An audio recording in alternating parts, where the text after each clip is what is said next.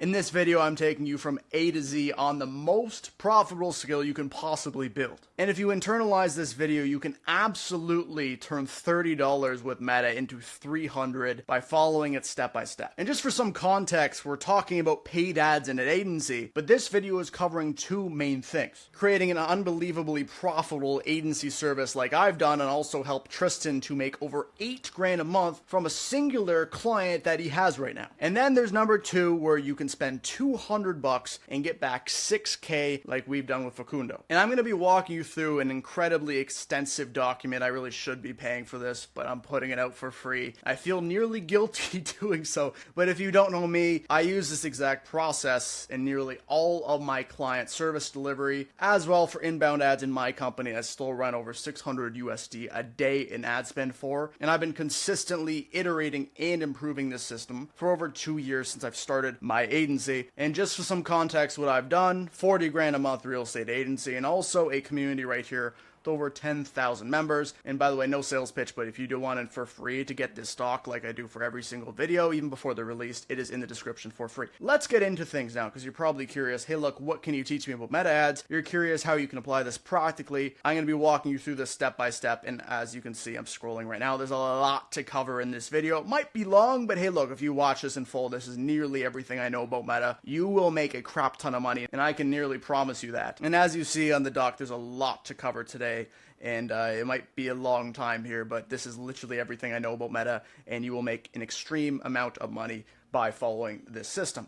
Let's talk about the foundations first. Even the practical stuff I'm going to tell you to do is absolutely useless without the foundations of advertising that most beginners or even advanced agency owners may not even know yet. And most people have a completely incorrect perception on how paid advertising works, and sometimes the ego gets in the way of everything we're doing with advertising. And there's a core fundamental belief that you need to have if you're going to succeed in any kind of advertising, and the belief is that getting something amazing from the paid advertising for the first time, the probability of that is just unbelievably low. Like, hey look, you need to know this in the back of your head. And if something does work out the first time and the ads go very well, okay, awesome. But the core belief you should have that actually serves you in this case is it's probably not going to. And having the belief you'll get something correct literally right away will not serve you. And the core reason this won't serve you in any way is immediately when an ad, or even many of them, don't perform up to the standard, like the expectation you set for yourself. Hey look, this is going to do great, and it doesn't. What you're going to do is panic. You're going to make illogical decisions, and you may even just turn off all your advertising at once because you had an expectation, you didn't meet that expectation. Okay, I didn't meet this expectation, I failed. So that's what happens, and that's what causes agency owners to absolutely not make money at all, because they quit instantly without having that expectation in place. Putting it into perspective for you though, thinking you understand the market's in-depth problems, things that catches their attention, and core pain points for the first time you ever run an ad is actually quite absurd. If you think you understand the human psychology in depth of the whole market of hundreds of thousands of people that have these job positions, and you think you can actually just advertise them right away, that's ignorance. Okay, so humble yourself for a second, because this is the whole premise of the system I'm going to outline that I've been using for years. So this actually isn't a problem. It's an opportunity actually for you. And even you understanding this primes you to get good at it very quickly. Okay, having the belief that you're not going to get right makes you better than thinking you're going to get it right. The competing agencies that are battling you for your prospects, so that could be anywhere from, let's say, 0 to 20 grand a month, often don't understand that. And that's why you can beat them. So if you do have this, you can absolutely beat them. So, okay, we have the premise, which is you probably don't know anything yet. And that's fine. It's an opportunity, not a problem. So the truth in business that allowed me personally to make significantly more money is the more things you test, the greater luck surface area you have. What does that mean, luck surface area? And let's think of a lottery as an example. And by the way, I'm not recommending you to do this. I'm not condoning this. If someone enters the lottery and wins, they're lucky completely. But guess what? If someone enters 50 times more, than the person who enters once, this means they're going to have the greater luck surface area compared to the person who just bought one ticket. So that's just like operationally, that's how we can actually figure this out logically when we're talking about meta advertising. And as a reminder, the predictions on what will work and won't is going to be absolutely skewed until you test up to thousands of ad creatives, which thousands I probably haven't yet. So I'm still ignorant. I'm just telling you what I've done. This video is just showing you, hey look, dude, I did this and this is how I make money. And this is why increasing luck surface area is so important. It's to find and actually arrive at the few winners. So once you find those winners, you can keep breaking that down and keep doing it so you make more and more and more money and make them better. So this applies on all systems in the business in terms of testing, but it's extremely important when it comes to actual meta advertising. Before we get into practically testing things, I am going to focus a lot of this video on video ads because this is what I've done and has made me extremely profitable for inbound ads and service delivery ads. And I'm going to give you practical examples of testing this in a moment, but this is how the structure works of a great video ad, right? And we have three main components that is super simple to understand. First 5, where my cursor is here, 5 to 20 seconds of the ad is the hook. So why is this important? The hook is what gets them to your pitch, which is the body of the ad, right? Then brings us to the body of the ad, which is the next 30 to 60 seconds within your advertising. Okay, what's next? The CTA call to action, which is, hey, look, join this. Okay, hey, look, submit the information down below to get a free estimate for your roof. Okay, this is a 20% off coupon, submit the information. Okay, that's an example of a service delivery type CTA. So we have 3 components. This is necessary for our next section. So make sure you understand this. First 5 to 20 seconds, hook, body, then CTA. So out of these 3 parts, I briefly mentioned this, but the hook is by far the most important part, and the body is the second most important part. And then again, if we're going to break it down in the section, the third most important part is going to be the ending, last 10 seconds. We're saying, hey, look, this is what you do next. This is the next step. And we can't not say the next step because they're going to see the ad. What the heck do I do now? Okay, I want this, but how do I get it? So we need to have the CTA. So why is the hook the most important part out of all of this? The hook catches the attention as a pattern disrupt. All right. So it's quite literally the only thing that bridges the prospect from doom scrolling to being pitched with an offer within a few seconds. So think about this for a second. Put yourself in prospect shoes. I think this is a great thought exercise that I actually run all the time, which is, hey, look, if they see, just appealing to my younger guys who are watching this, probably my age, if they see like 50 posts of brain rot or something stupid, right? Like they see car crashes, they're getting dopamine fried out of their mind. Like our prospects are just swiping on reels. Maybe they're looking at cooking recipes if they're older. Again, you have to study the avatar and all this. If they stumble on our hook, what are they going to do? Are they like going to see it and go, screw this guy and keep swiping? Or are they going to be either caught off guard, surprised, be called out for their specific situation? Number 4, are they being called out for their specific pain point? This is why a hook's so important, guys. Like, it's unbelievably important because if your hook isn't good, your whole ad is screwed because nobody's getting to your pitch. It doesn't matter. Your offer, no matter how good it is, if the hook is not catching their attention, they're not seeing the offer. You might have 5% of people seeing the offer versus with a good hook, 50%. Okay, so just an exaggeration to prove the point there. But we need a good hook to bridge to the body, which is us pitching on the offer and then doing a CTA at the end. So now you know the structure of advertising at first principle. The super simple stuff, right? So you're probably wondering, Joe, photo ads. And I want to do photo ads that's simple and, hey, look, I just need to go in Canva and make them. I'm not going to cover photo ads here because guess what? It's easy. Okay? I'm actually going to be serious with you. Look, photo ads are self-explanatory. Show your offer with the pattern disrupt. Like we talked about with the hook. A photo ad is catching them off guard as they're scrolling and saying, photo, this is my offer. Okay? Like, it's quite easy. We can change the background. We can change the colors of the photo. We can change the certain offer in the photo to see how different offers resonate. Okay? Or the messaging of the offer could be different in the photo. This is all good stuff. But everything we're going to be talking about going forward also applies to photo ads. But video ads are more complicated and more nuanced and more in-depth. So we're going to be covering a lot of photo ad stuff because also this is what makes me the most money. So I'm biased. So I'm going to tell you that. So coming back to the hook. With this being said, that's the most important part. If something is the most important part, what do we do with it? We want to make it as good as possible because that's going to make us the most money. If something is the most important part of the whole ad, we're not going to go screw that and say, hey, well, look, let's test the CTA. No, we're going to say, let's test the actual hook itself because it's so important. So here is a diagram of an example for this. This is how I like learning visually. I just like looking at stuff. So here is a practical test we could do for creatives. And if you don't know what a creative is, it's just a video ad.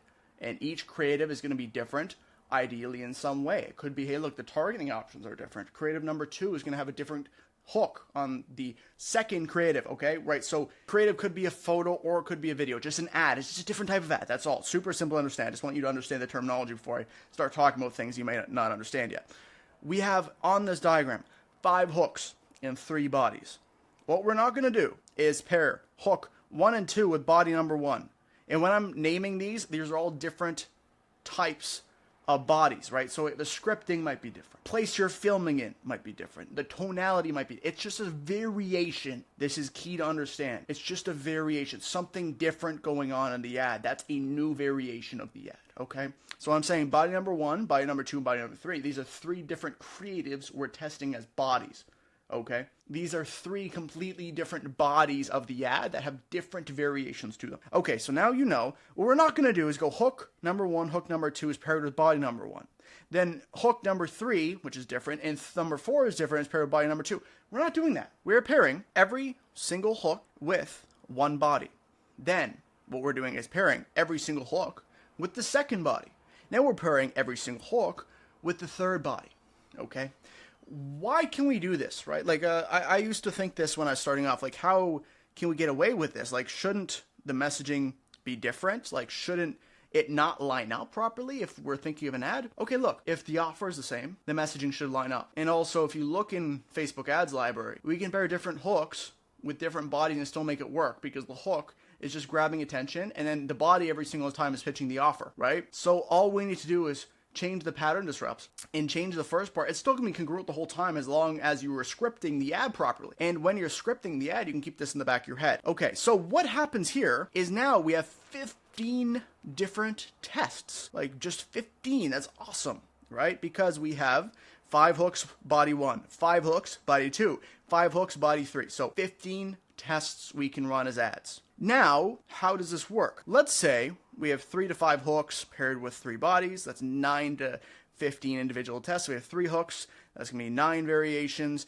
If we have 5 hooks, it's going to be 15. So that's different tests. And next, we have a very key important part that if you're a beginner and you don't understand this, this is going to be crucial for you. And you have to understand how Facebook's algorithm actually works when we're looking at advertising in general. So, in Facebook, this is an example of our dashboard.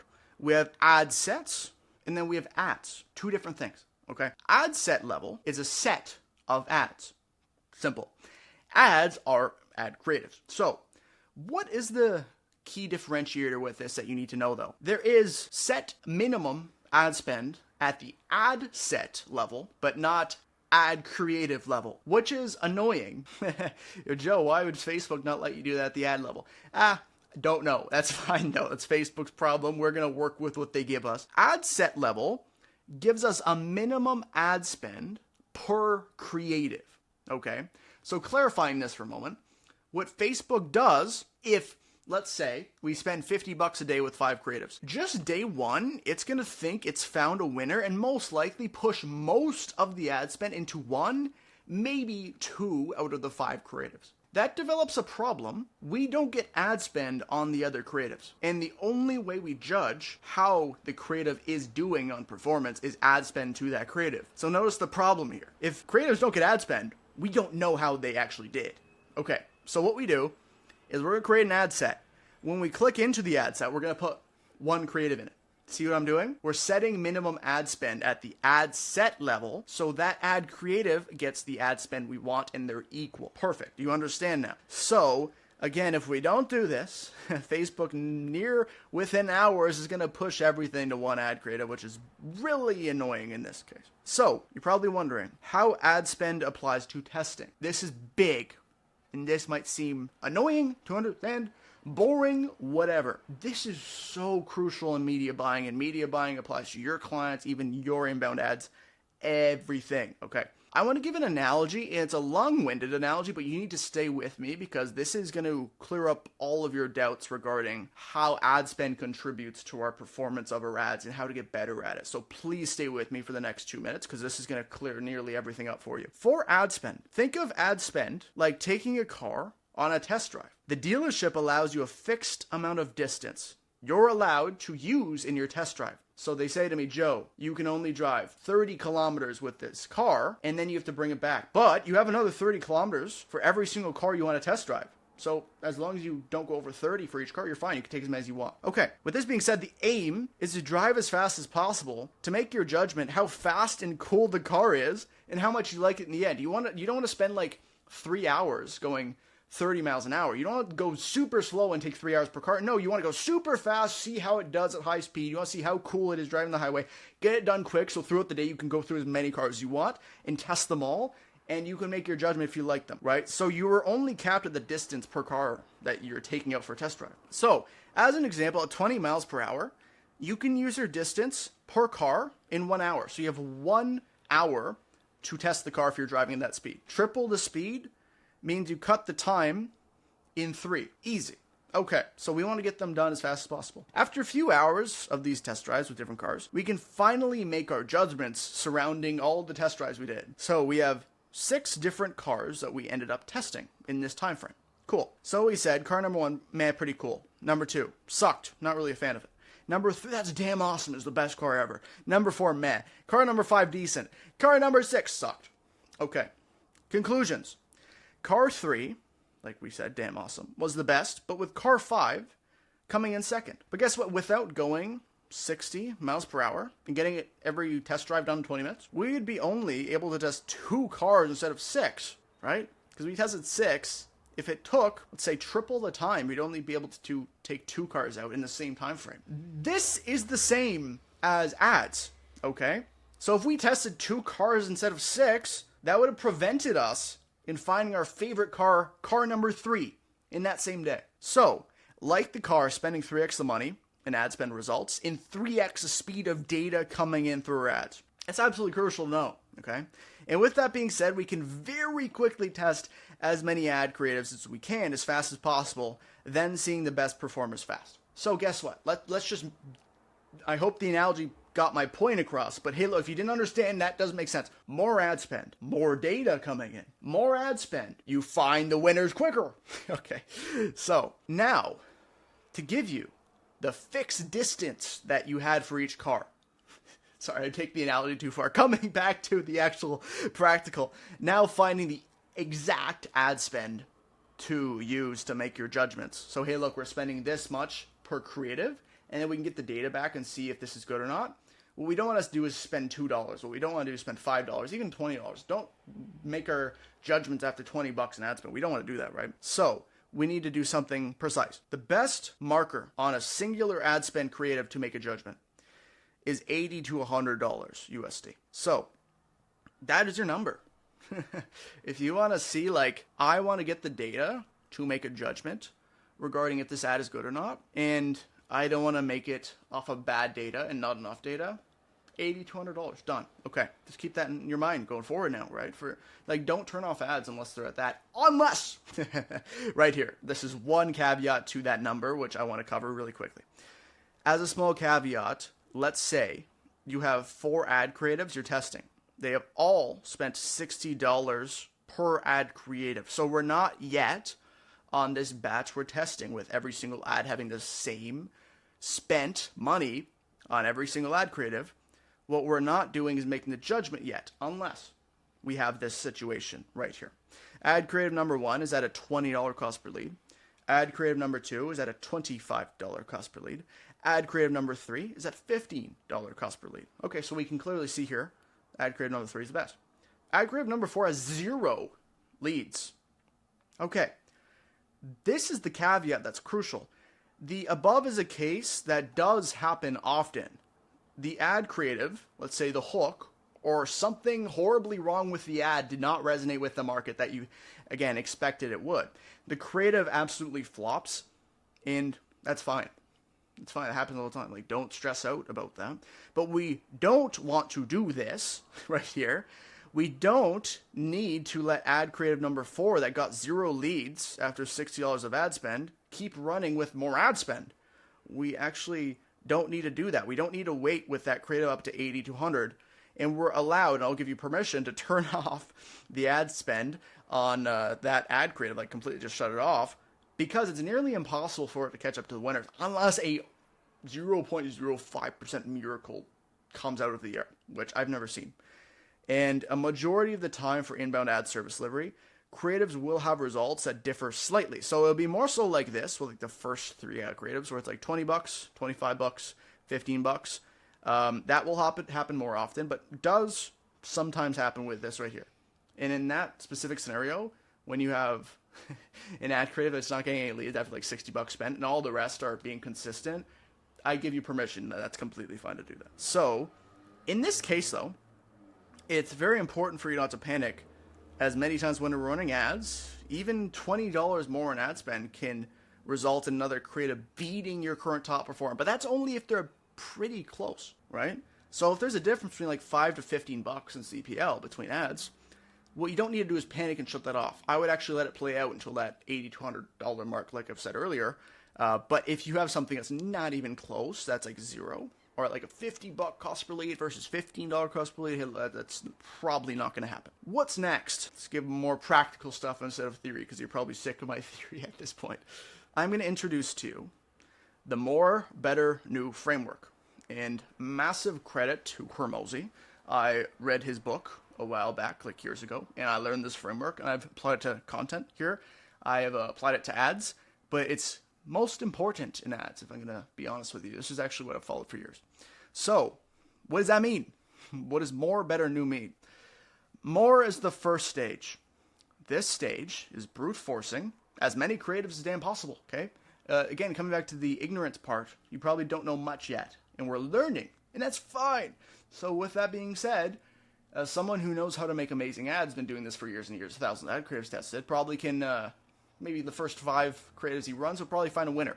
Maybe you, without experience, you might have to test dozens to find a winner, or something resembling a winner. That's why more is first. We just want to get reps in, right? We just want to do as many reps as possible, and say in your head, I need to do as much as possible to develop my judgment in this thing. Number 2, better. This stage is taking the best performer or performers from the more stage and simply improving them as much as humanly possible. So, what's a practical example of this? Hey, look, making a diagram in the ad clear. I've done that a bunch of times. It's worked actually better. Improving the tonality within the ad. Like, hey, look, with one ad I slipped up and my tonality fell off on the CTA, or my tonality fell off in a few words of the hook, or I mispronounced something. If I clean that up, it's another variation. Another one is hiring an editor to do it better. So I might hire a video editor and say, hey, look, I've already ran all these ads. They're winners, but it just wasn't edited as good as I want. So I'm going to pass it off to you. Improving the quality of camera. So different camera angle, better lighting, whatever. These are all variations to make an ad better.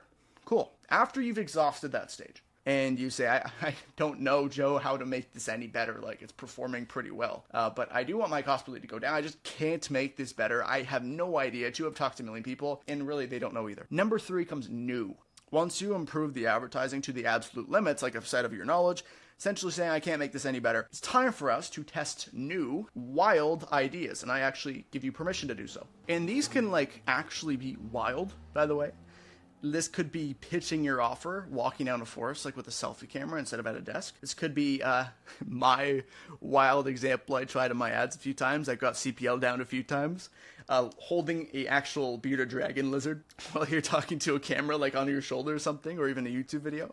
That would be new. It's brand new. It's something that it's a very creative idea that might absolutely do horribly or go well.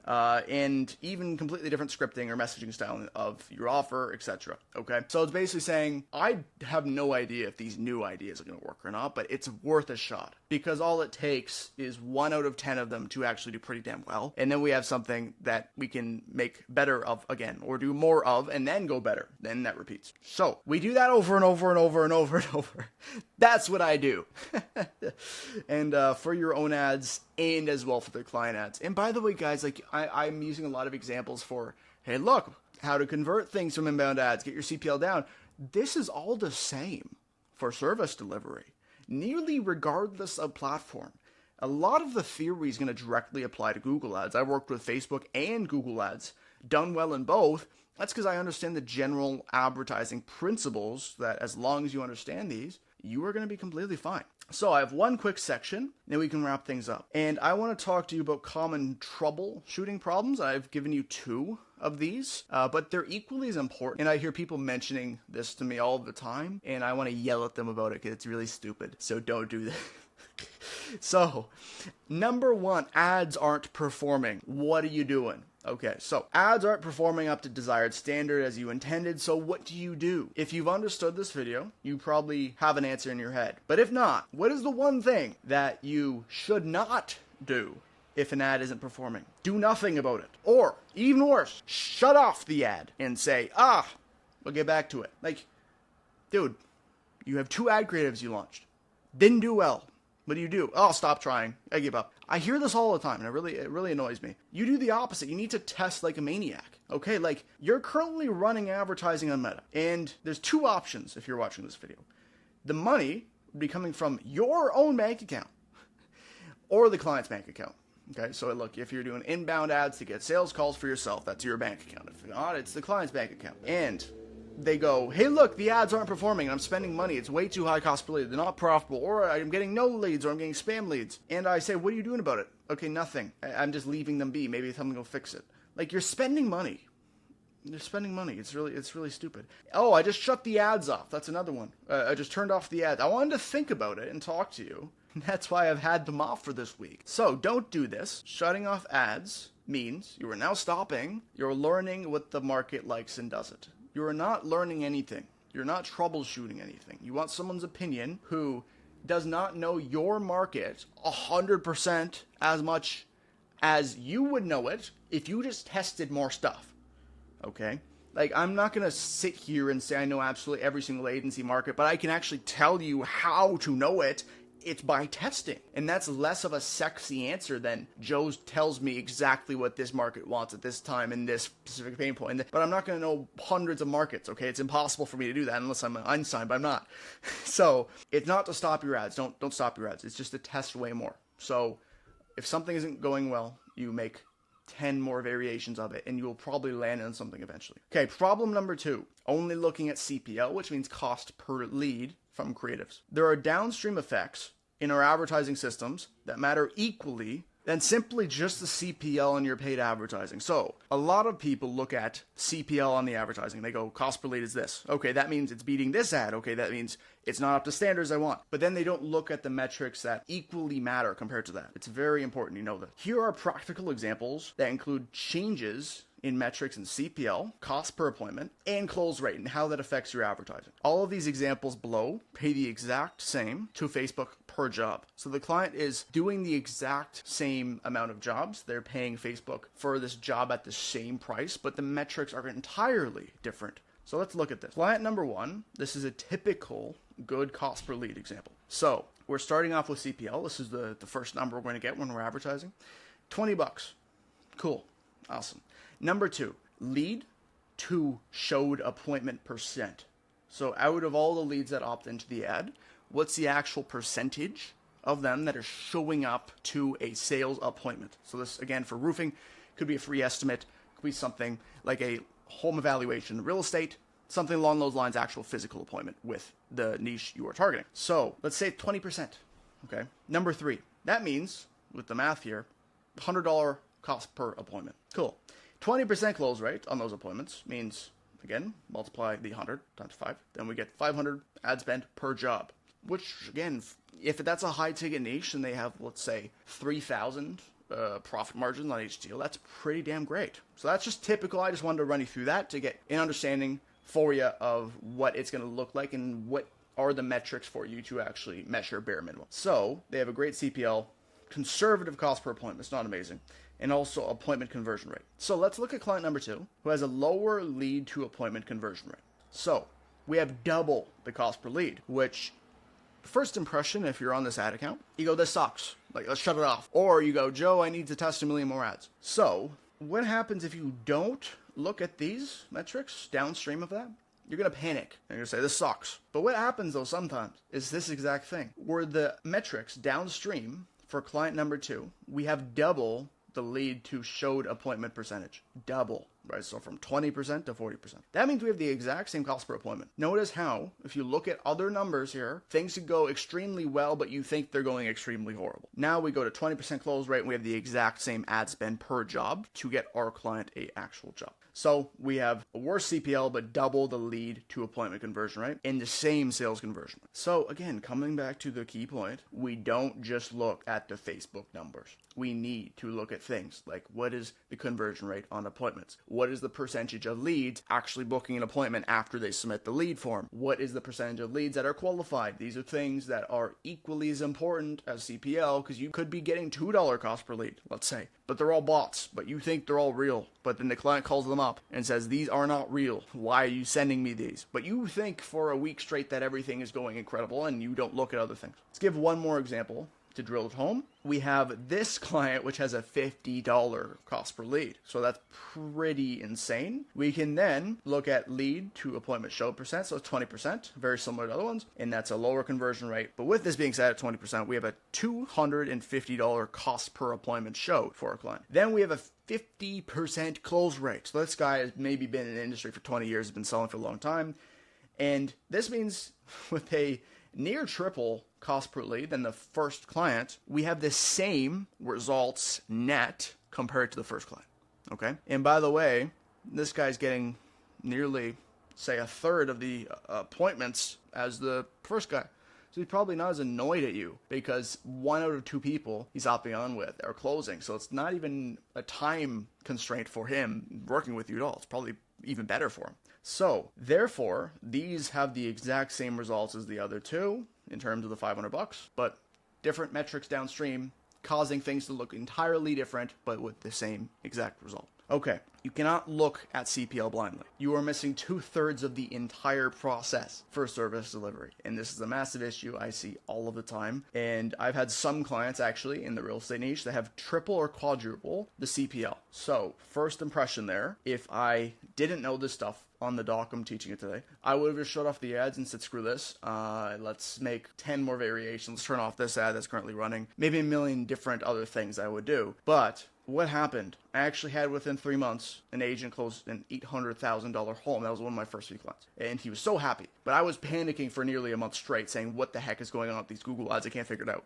So if I would have known he would have closed, I would have just not panicked at all. It would have saved me a lot of time. But that's an example of visually things going horrible and then it turning around, because there's some areas that leads are just more expensive. Okay. Maybe that specific market or location we're running ads in are actually just rich. Maybe they don't opt into stuff. They need more convincing. But when they do opt in, they're more qualified. They have more financial qualification than the other ones, so they can afford higher ticket things. And then you can go XYZ things as well, qualifiers for certain markets. But in summary, you need to look at all stages in the sales process, not just one, like a lot of people do if they're, let's say, below 20, 30, 40 grand a month. I see people doing this at like 5, 10 grand a month. So if you think you are above this because you're there, hey, look, take a second look, because you might be doing this exact thing.